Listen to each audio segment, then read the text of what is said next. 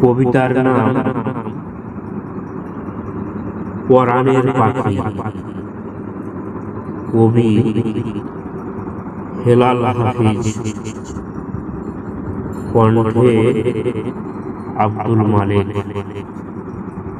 পরাণের পাখি তুমি একবার সেই কথা কও, আমার সূর্যের কথা, কাঙ্ক্ষিত দিনের কথা, সুশোভন স্বপ্নের কথাটা বলো, শুনুক মানুষ। পরাণের পাখি তুমি একবার সেই কথা কও,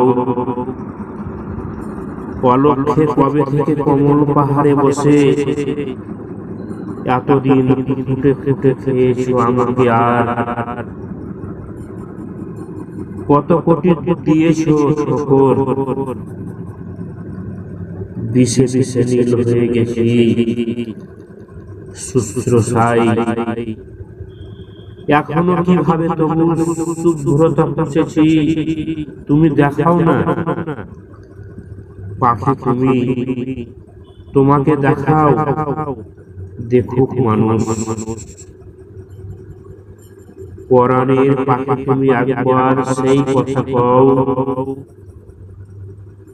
সময় পাবে না বেশি, চতুর্দিক বড় টলমল। পরাণের পাখি তুমি শেষবার শেষ কথা বলো, আমার ভেতর থেকে আমার জীবন থেকে কতটুকু যোগ্য হয়েছ। ভূভাগ কাঁপিয়ে বেসামাল, কবে পাখি দেবে উড়াল, দাও শিখুক মানুষ।